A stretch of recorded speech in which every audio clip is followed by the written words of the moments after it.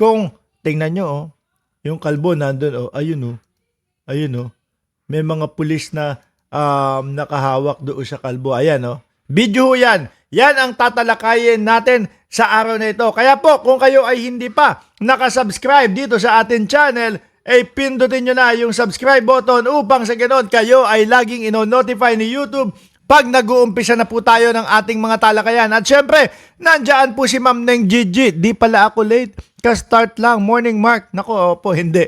No, ako yung late. Nandyan si BG Badjola, Delia Rosario, si Courtney, Kevin, Deo Caresa, hello Idol Ramos, Mark Ramos, no? And hello to everyone. Emily Salinga, Danilo Paulino, Caroline Makino, at si Jonathan MPG, si Marge ng Cereza Force, nandiyan din. Si Roger Mendoza, Idol, baka AI yan. Mamaya titignan natin, ipe-play natin mismo yung video, Si Chelsea Barrios, nandiyan din si Tira Balde, shout out po sa inyo. Blue Aquarius, si Ma'am Delia Rosario, buong Cereza Force family, at i-shout out ko na din po mga kababayan. Dito sa Mark Ramos channel, dahil nga medyo nabibisi po tayo, mapapanood nyo si Niolo, yung kaibigan natin na si Niolo, sa umaga iyan. Mapapanood nyo na din dito si Banat Boy. Mga kababayan, dahil busy tayo. So, ilang mga kapwa vloggers natin, yung mga mapapanood nyo na dito sa Mark Ramos channel. Okay, kaya ano pang gagawin nyo? Di pindutin nyo na po yung subscribe button upang lagi kayong ino-notify ni YouTube. Pero umpisahan natin ito mga kababayan. Doon muna sa flood control. Umpisa tayo dito sa flood control mga bossing na iniiyakan po ng mga DDS at ang sinisisi po ay ang gobyerno ni Pangulong Bongbong Marcos mga bossing. Umpisahan natin ito sa balita ng si Bato, is that you? Bato, mamayang konti yan i-play natin iyan. Is that you? Game. Daddy. May commercial. Sweet. Fine. I find muna. I think. Because the others only throwback. You can only play this with the other phone, okay? Later, with the other phone. And then once I'll pick you up, we will play that, okay? May commercial talaga. Umpisahan natin dito mga kababayan kay Congressman Sandro Marcos. Mabilis lang ito. Ito ba yon? Tama ba? Hindi. Sorry. Liitan natin. Umpisahan natin yung flood control Medyo lang mga bossing. Dahil nga, sabi sa inyo na medyo na-busy tayo. At, asan ba yun? Ito. Ayan na, nakita ko na. Umpisahan natin dito sa flood control na ito, mga kababayan. Ang sinisisi ng mga DDS kung bakit po nagbabaha sa buong Metro Manila, sa Pilipinas, mga kababayan, ay dahil daw po, kay Pangulong Bongbong Marcos. Dahil daw po, ang gobyerno ni Pangulong Bongbong Marcos ay, tawag dito, corrupt daw, mga bossing. Pero ngayon, kung i-analyze natin, mga kababayan, yung mga pangyayari, gusto nyo talaga, doon na tayo kay Bato. Dito na tayo. Sige, mamaya na natin talakayin ito. Kung gusto nyo, doon. Eto mga kababayan. Eto, Kung makikita kumakalat kasi ito sa social media, sa Facebook, sa YouTube, saan pa ba? Sa TikTok, kumakalat po ito. At naalarma din tayo mga bossing. Sabi natin, naku po, eto na ba yung tamang oras na talagang i-vlog natin si Bato de la Rosa kasi na-arresto na? Tingnan nyo mga bossing. Ayan Kung makita nyo, may mga kapulisan at merong isang kalbo na nandoon inihahatid sa loob na kahawig ni Bato de la Rosa, nakaanyo, kahugis ni Bato de la Rosa. Sabi ni Forever Bet de Jesus, hindi po yan AI. Yun ang tanong natin. Pero kung sa nakikita natin, sabi nung nag-caption o nung nag-post na ito, mga kababayan, ay, is that you, Bato? Ngayon, kasi makita ko mga bossing, talagang kahulma Kahulma ni Bato de la Rosa Sabi ng mga DDS, hindi nyo mahuhuli si Bato de la Rosa. Malabo nyong makuha si Bato de la Rosa. No? Imposible nyong makuha si Bato de la Rosa. Ngayon, totoo kaya na imposibleng makuha si Bato de la Rosa? Baka baka nakakalimutan ninyo ang dating presidente. No? Ang dating presidente, si dating Pangulong Duterte, ganon din yung mga ipinagyayabang ng mga DDS, mga kababayan. This baliktad. No, it's correct. No? Ipinagyayabang ng mga DDS, nako, puro naman kayo lagi mahuhuli ng ICC si dating Pangulong Duterte. Ganon din kay Kibuloyski, mga kababayan. Same nang sinasabi ang mga DDS na hindi niya maaaresto si Buloyski. Pero dumating yung pagkakataon na parehas hong nalambat at parehas nga po na nakakulong na yung dalawa. Di ba? Yun nga, yung dating Pangulong Duterte nandoon na sa ibang bansa. Tapos etong si Buloyski papunta na din sa ibang bansa, mga kababayan. Why? Do you have Wi-Fi? Ano? Ang daming commercial. Later na, anak. I got it. Okay. Okay. Sandali lang, ha. Hindi hinto talaga ito, no? Oh, sorry. It's your face. Oh, okay na. Hindi hinto yan hanggat hindi nasusunod yung gusto niya.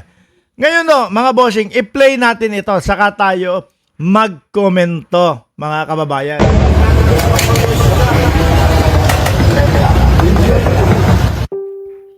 Ayun Ayan Yan lang din po ang nakita natin, mga bossing, doon sa mga kumakalat na video po. Ulitin ko mga kababayan, ba't nag-iiyakan agad yung mga DDS?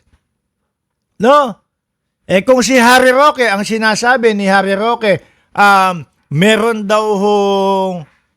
daw pong naghudas kay Bato de la Rosa. Ngayon, hanggang ngayon, wala tayong alam kung ano na ba ang balita kay Bato de la Rosa. Sabi ni Forever Bet de Jesus, baka pareho lang kalbo. Ang iniisip ko dito, baka kahulma ng katawan. Ano po? Baka mamaya sa ibang mga bansa itong video na ito, tapos ipinalabas lang. Tapos alam niyo kasi, mga kababayan, madami pong mga gumagawa ng mga video, no, na fake news po, mga bossing. Madami ang gumagawa ng mga video na hindi totoo, sa alang-alang po na gustong kumita at gustong magkaroon ng views sa YouTube, sa Facebook at sa TikTok. Ngayon, ginagawa nila ito, mga Boss Chief Amo Sir. At isa sa iniisip ko na dahilan mga kababayan, kung bakit nila ginagawa ito ay upang i-divert ang mamamayang Pilipino, upang i-divert ang mamamayang Pilipino doon sa nangyayaring impeachment po kay Vice Presidente Sara Duterte. Mga kababayan, ito na, malapit na. Did you turn that on? Yeah. No. I don't see it. You just turn it on? Yeah. Okay. Kasi kailan. Yan. That's it. Okay na. Go. Diba? Nasaan na tayo? Gusto nilang i-divert yung mamamayang Pilipino. Kaya nga po, kanino po nag-umpisa yung mga balita at yung mga sinasabi na naaresto na o hinuda si Bato de la Rosa? Kaya nga po, di ba, sa DDS po nangyari, nag-umpisa yung mga ganyan nila, mga kababayan. Ma'am Alaga, nandiyan si Marites Musni, si Chaicher. Sa DDS, nag-umpisa yung mga ganyan. Kaila Harry Roque, kaila Jimmy Bondoc. Kasi po, ang nangyayari ngayon, mga Boss Chief Amo Sir, sa impeachment ng Vice Presidente ay palalim na po ng palalim.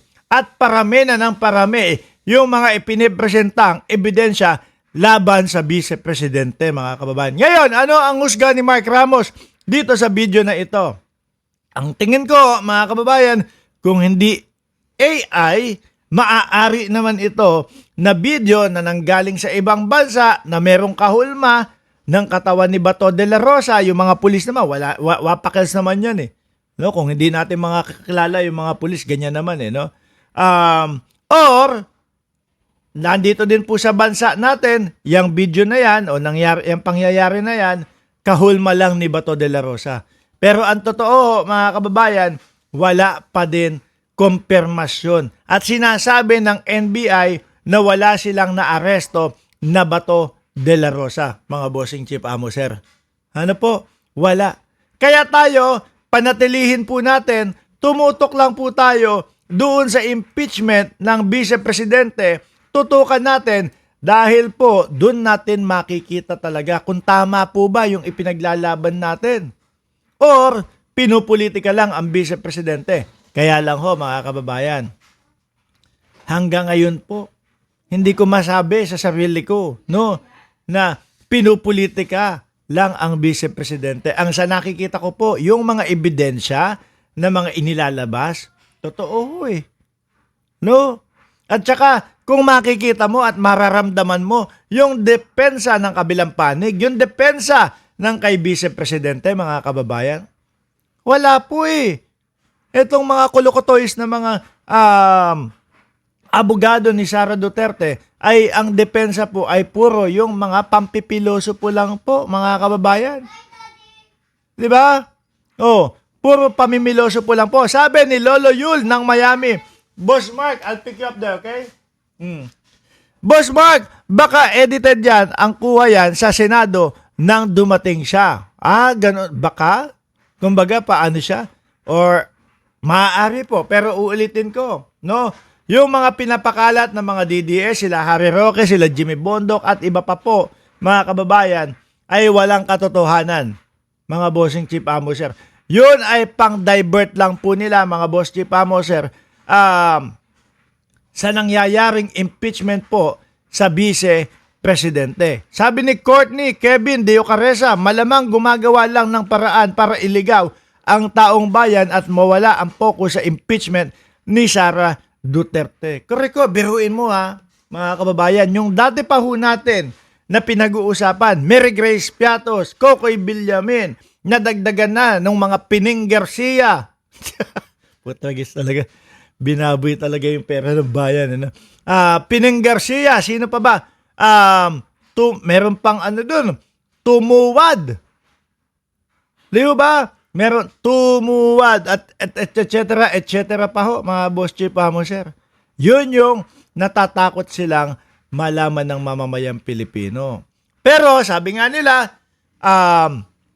kung ma-impeach man si Sara Duterte, meron naman daw po sila na Robin Padilla, meron silang Bongo, at meron silang Robin Padilla, meron silang Bongo at Alan Peter Cayetano. Sa unang-una pa lang po yung Robin Padilla, kinabahan na ho ako eh. Kinabahan ako, bakit? Natatakot ako kasi bubaba na tayo kay Robin. Hindi ho, mga bossing.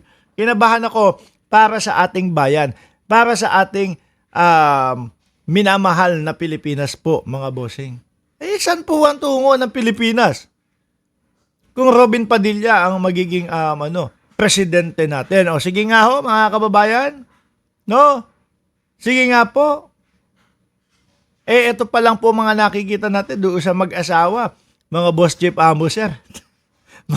Matatawa ka na. Si Robin, nakapagpasa na ng batas nung nasa loob pa lang ng Bilibid. Sabi ko, ano yun? Ibig sabihin, ako ba pwede na ding magpasa ng batas kapag ka ako ay nasa Bilibid? Sabi ni Lolo Yul, attention diversion para ma-miss ng mga tao ang mga hearing sa live. Correct po, yan ang nakikita ko. Pero hindi po mamimiss ng mamamayang Pilipino iyan, mga kababayan. Alam niyo kung bakit? Kasi meron pong mga vloggers na ginagawa pong ano tawag dito? Yung ma-entertain yung mga manonood. Alam natin, yung mga ibang parte, ibang mga portion po ng impeachment medyo nakakaantok, no? Yung ibang parte ng impeachment ay medyo nakakatamad ho, mga kababayan. Pero dahil po sa tulong ng mga vlogger i-explain kung ano yung mga nangyayari doon sa impeachment, mga bossing, ay lalong pinapanood at tinatangkilik ng mamamayang Pilipino. At doon nga po nabubuko, nakikita mga kababayan, yun pong mga ebidensya laban sa vice-presidente. At doon din po nakikita ng mamamayang Pilipino, yun pong kung paano po idepensa ng kampo ng vice-presidente, no? Ang kanilang, ang vice-presidente na puros po pang-aano lang, pangkikengkoy lang at paulit-ulit na mga tanong po.